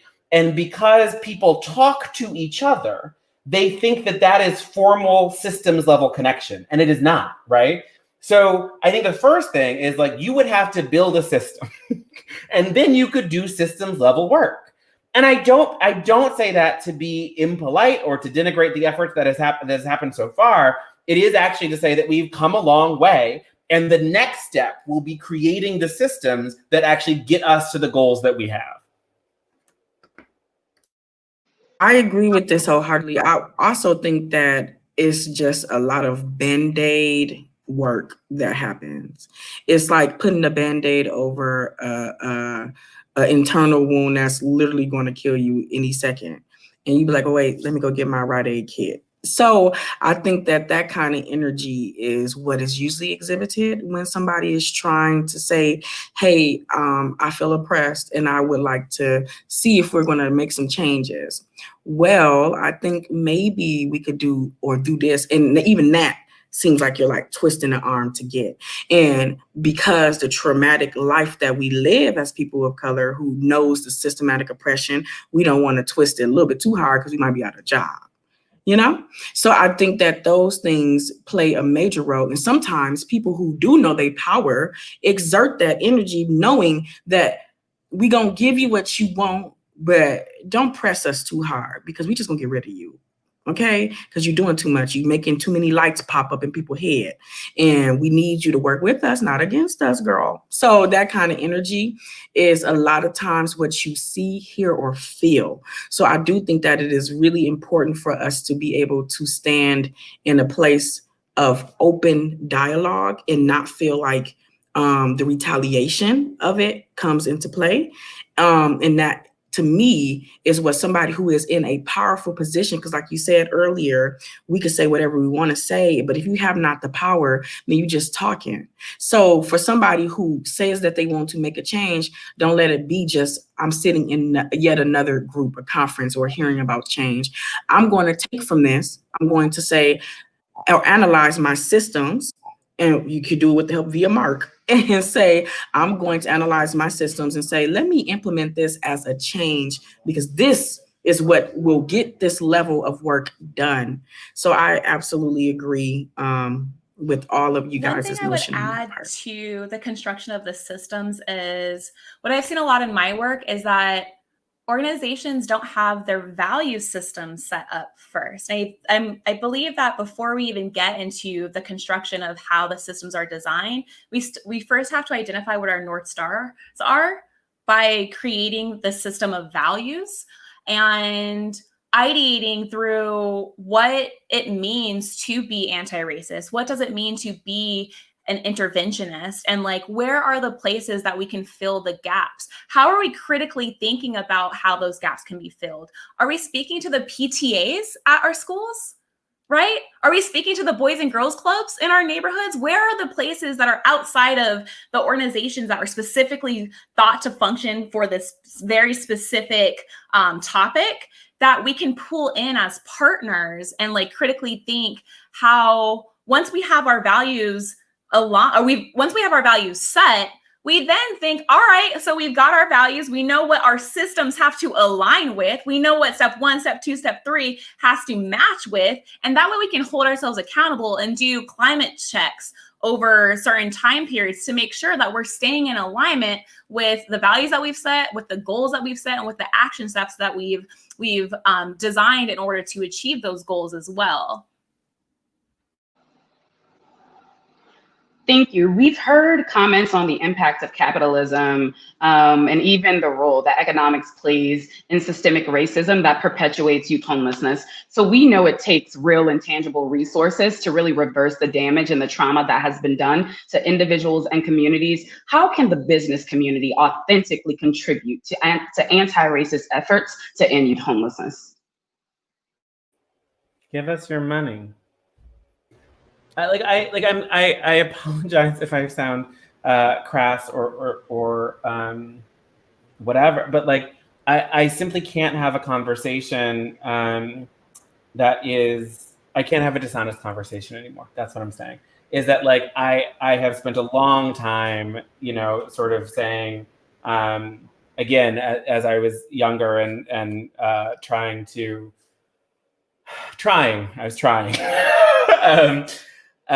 You know, like I think we often have these conversations about like, well, if the business community would lend us their political will, I actually don't need your political will, to be honest. I need your money. Like, and you know, I think that like, again, if we're being candid, if you were giving your money, that would telegraph your political will. So like, I think we would like be like, cool, like that's great, right? But like, you know, when we talk about, you know, particularly communities like Nevada and like other states that have majority rural areas, there's really significant there's really significant resource gaps, right? And those resource gaps are just material. And I don't have time, and I won't drag everyone through the sort of like fundamentals of municipal tax code, but like the bottom line is that like these jurisdictions don't have the money. And there is there's no way, right, in this current system that we can just be like, money. And so it really is about, if you are fortunate enough, right? Like I'm fortunate enough now to lead a business that sometimes I have some extra money in a thing, right? And whenever we have extra money in a contract, we reinvest it in the community where that contract came from. It's just automatic, right?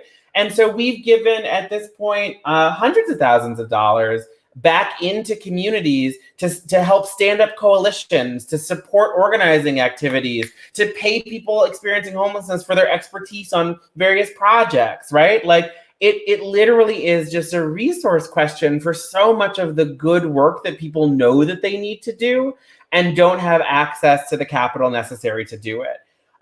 If you're a smaller business that like doesn't have that kind of capital and you're listening to me and you're like, well, Dones, like that's great, but like truly, like I'm a business of 2 people and like we ain't got it like that, then the thing that I would say to you is like, it would be wonderful, right, to consider what ways you can help, I think, move the needle. This is a political will question. Move the needle on the idea that small business owners hate people experiencing homelessness. That is a pervasive political concept. I know that it is not true from the work that I do in communities across the country, but it is the thing that people cite, right? That like over and over and over again, you start working in a community and you start talking to some county council member or city council member or whoever, and they're like, well, the problem is that they sleep in the doorways of the small businesses. And you're like, okay, so many things with what you just said were like very gross and wrong,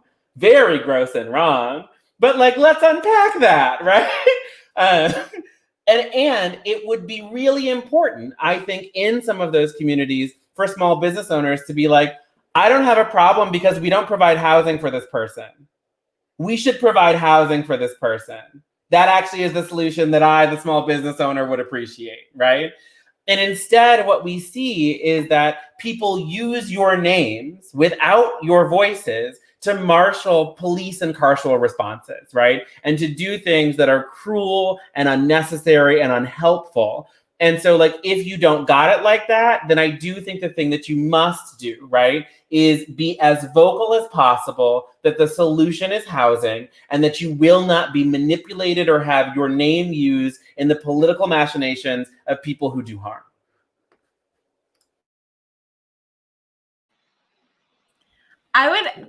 Thank you. That was awesome. Just all the claps. I also want to give my claps and my snaps to Javon, representing the fatherhood over here. Like, thank you for sharing the beauty of the baby with us. Thank you. When we started this talk, we made the point of how not having access to the capital to contribute to the family was a large contributor of youth homelessness, right? And I think when we come back to that too, for companies, you're in an industry. So you're in a position where what you can give back, in addition to money, because we're always starting with money, okay? Put your money where your mouth is. Your little black box was cute on Instagram, but now we got to see that budget line, okay?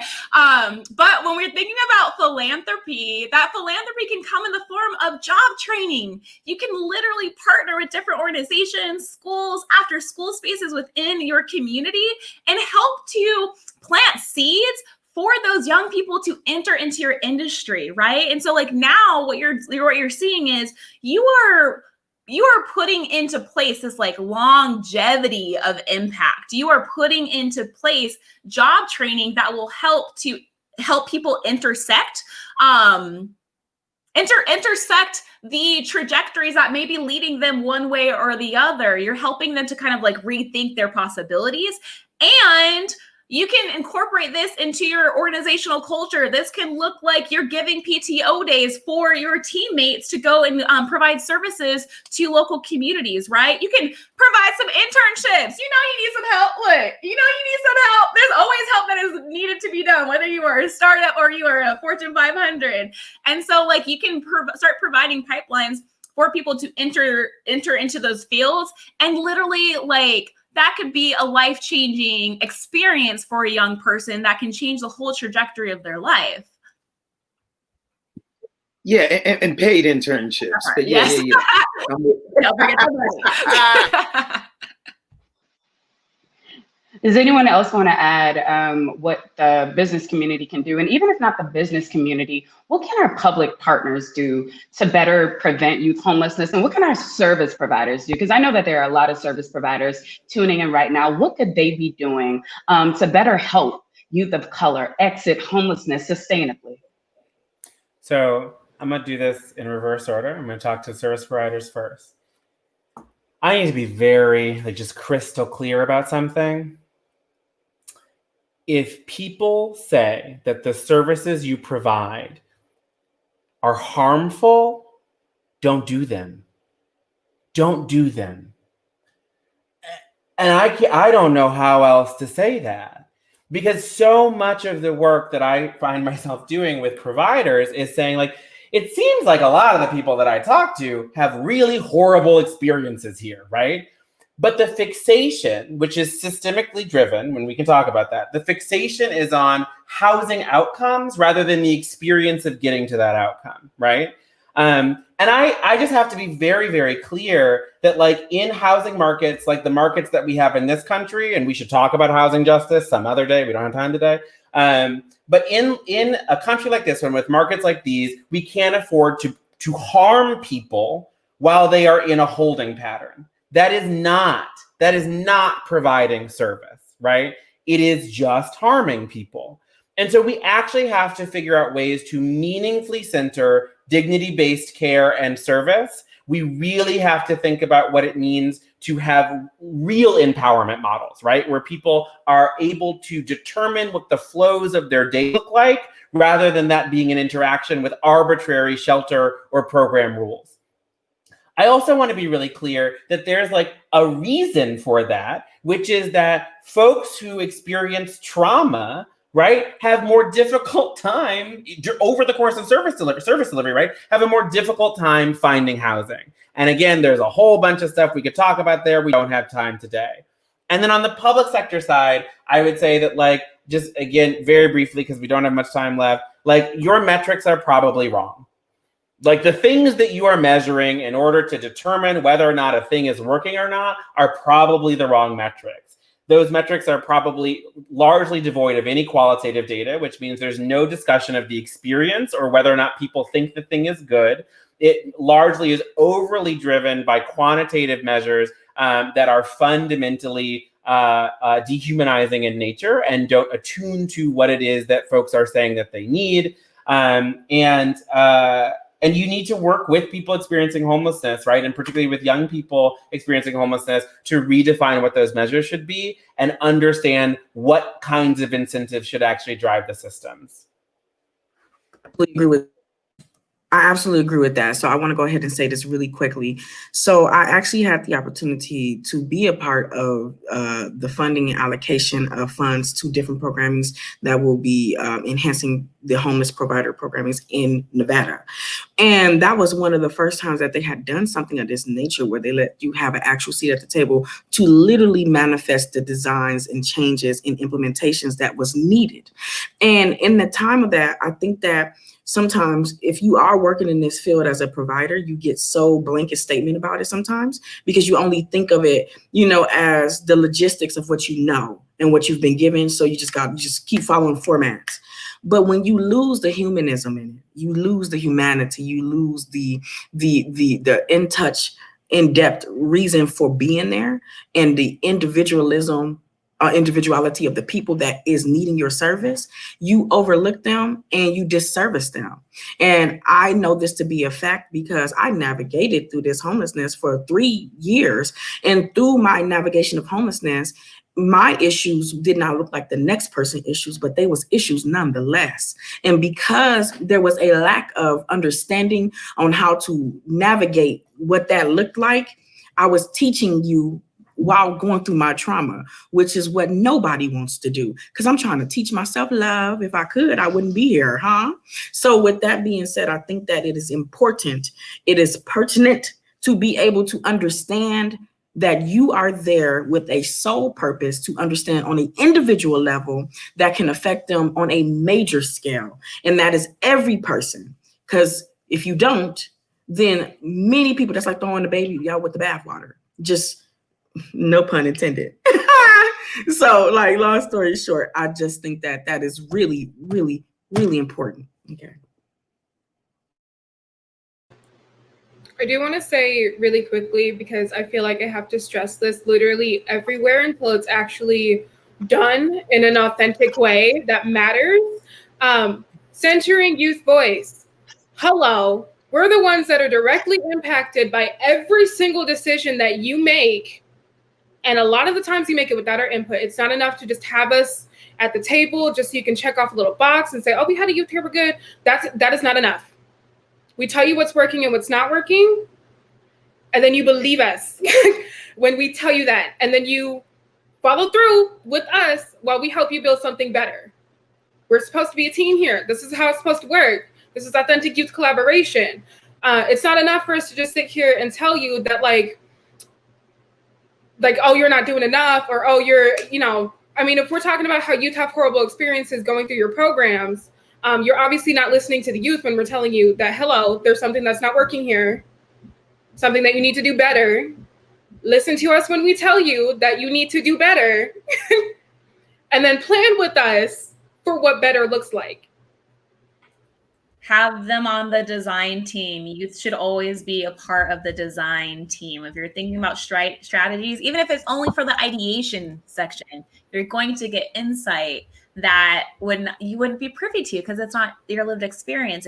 I'm assuming if you're the adult of your authority in the position of power there. Thank you. This has been such an enriching and enlightening conversation.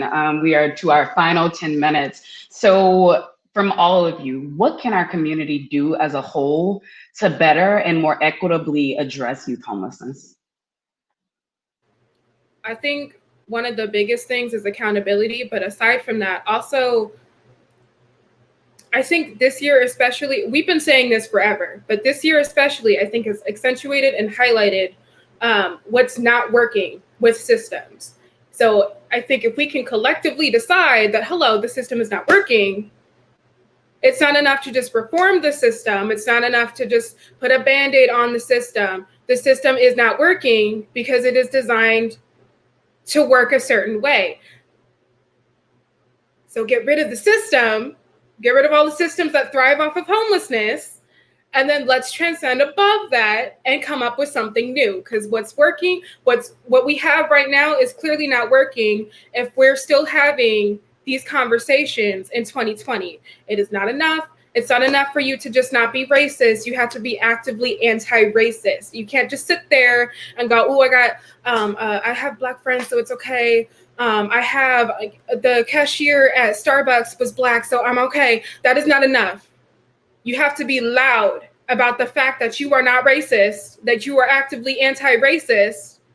Other than that, you're not doing enough, and it's no longer acceptable.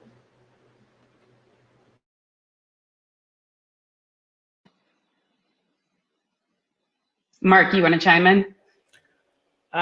Sure. Sorry. No, the thing that's been in my head lately is just that, like, you know, much of this is no longer mysterious to us. It simply is about whether or not we're going to make the decision to do it. And I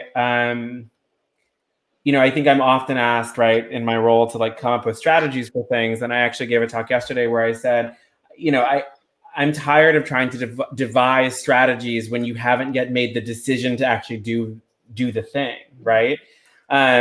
Because that strategy is not actually a strategy to do the thing. It's a strategy to persuade you to decide. And those are different, right?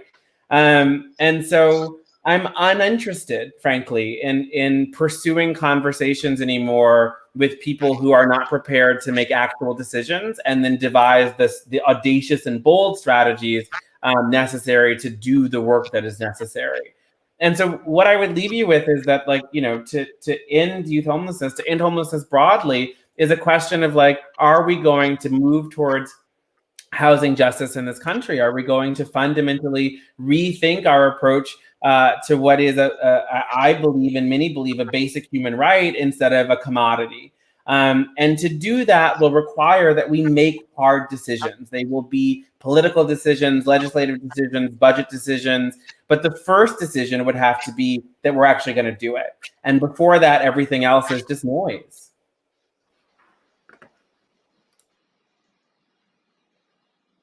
Thank you, Del Rio. Any final words? Oh, Javon, go ahead. Oh, yeah, I was just going to say, if I could add, I mean, clearly there are, I haven't experienced homelessness on a personal level, though I know many people who have, right?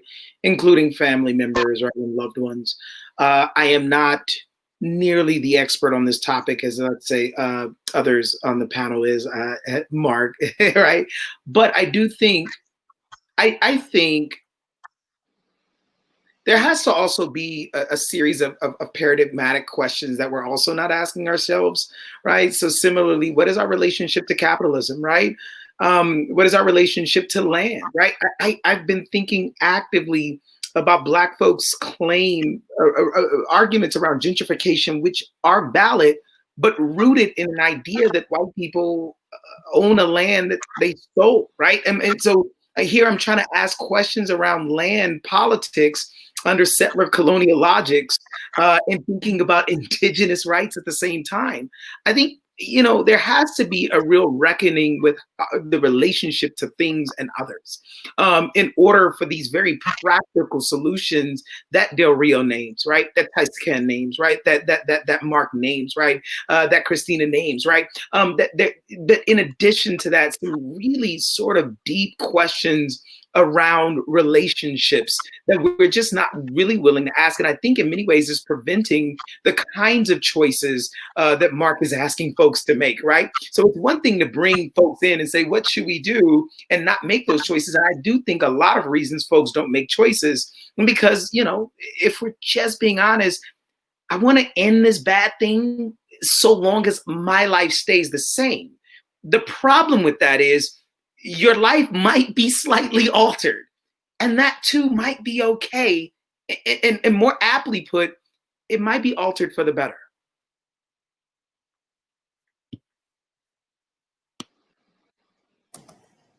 I would just like to say really quickly, I think that being absolutely present, and as you say, authentically present, is what we desire.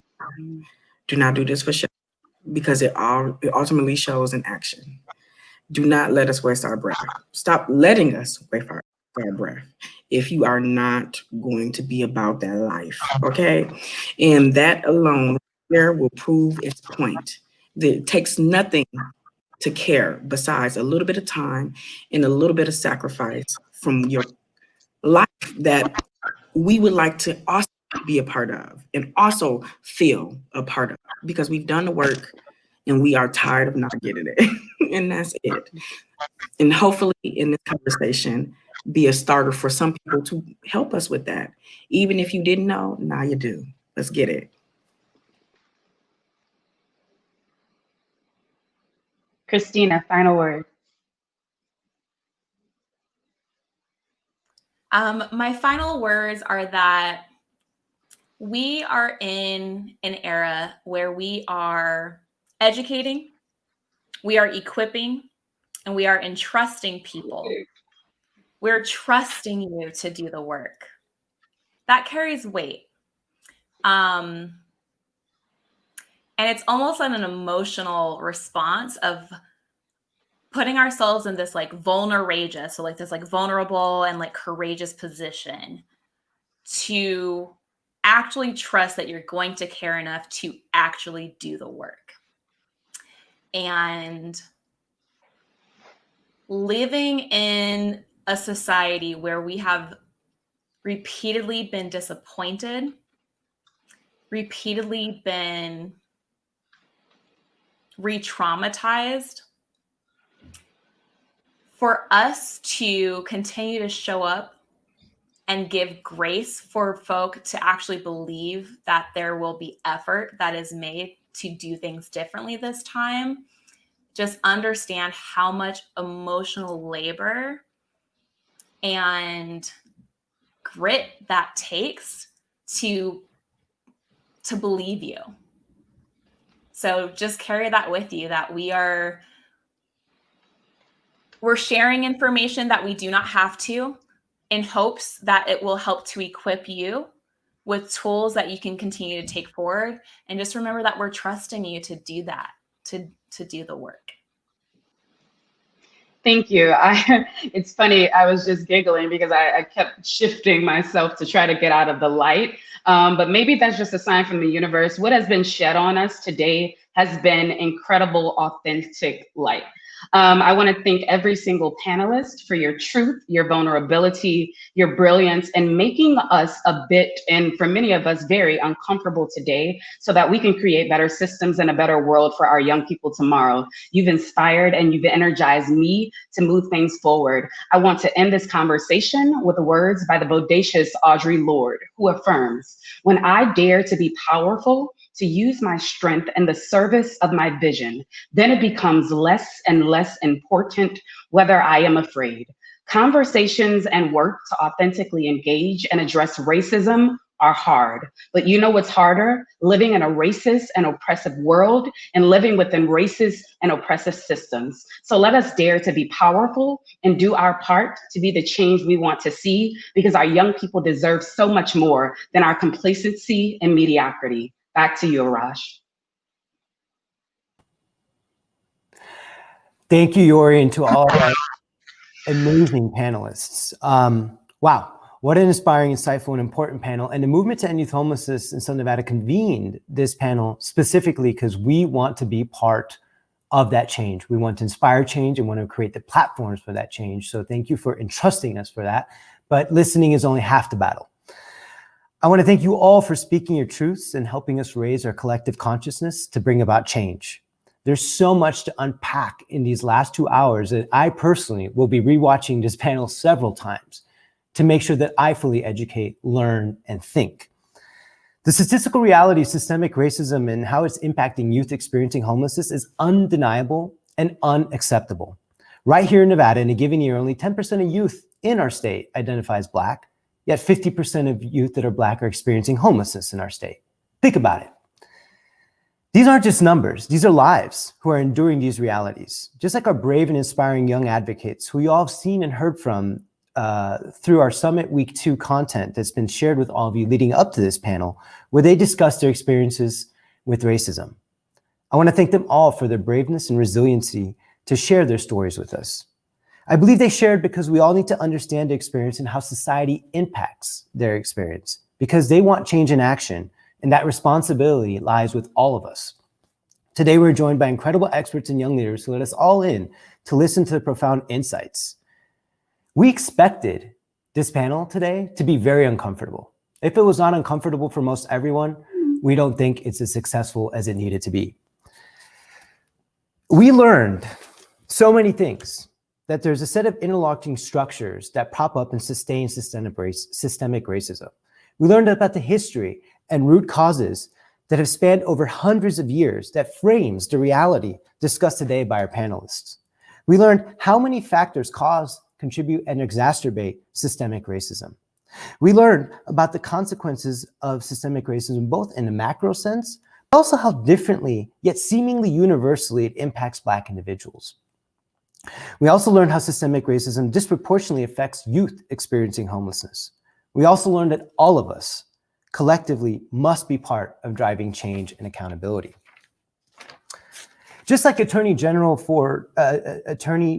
Aaron Ford said during his keynote, and essentially every panelist has reiterated, we have to have candid and uncomfortable conversations about racism, not only at work, but at home, especially at home. We wanted this to be a candid conversation because we cannot fully address youth homelessness without fighting against systemic racism. Every year's summit is about action. Action begins with learning, and there are no easy answers to the issues this year's summit is addressing. So I have to ask to each of you to keep an open mind and heart, even if uncomfortable or difficult, and challenge yourself to think about how the panelists' insights apply to yourself, your organizations, and your sectors. Again, I want to thank everyone on today's panel for giving us the gifts of your honesty and authenticity, and for everything that you shared. Though today's panel marks the end of Summit 2020, our collective work continues. Join us this afternoon on the Summit's Facebook discussion group to unpack what we learned today and brainstorm how we can apply what we've learned today to our organizations and sectors. If you're a licensed social worker and you'd like to get social work CEUs for today's panels, please be sure to fill out the survey that's been shared in the chat box. For everyone in attendance, we're also going to be sending a post-summit survey via email. Please take a moment to complete this survey, as it'll help us better understand your engagement and strengthen our future summits. Everyone who fills out the survey will automatically be entered into a raffle to receive a $200 Amazon gift card. We will soon be sending out more critically important information on next steps and what else you can do to advance the goals identified in the Southern Nevada Plan to End Youth Homelessness and support the movement's work. Thank you again to our co-presenting sponsors, Sands Cares, and our supporting sponsors, the Las Vegas Review-Journal and the UNLV Greenspun College of Urban Affairs, for making this year's summit possible. Please remember that creatively and sufficiently responding to COVID-19 crisis and doing the deep work necessary to address systemic racism are essential to achieving the plan's vision. We need your help to do that. Please keep an eye out on nphy.org/themovement, which will be updating with recaps and takeaways from this year's summit, along with upcoming calls for community action. Thank you all again for joining us for this year's virtual summit. It's been an extremely challenging this year. Yet we have all been pulled in so many directions, yet the movement's work cannot stop. In fact, it has only become more urgent. Thank you so much for joining us over the past 2 weeks and for your unwavering commitment to be the movement to end youth homelessness in Southern Nevada. We'll see you soon, and stay tuned on our website for more information. Thank you all, and take care and stay safe.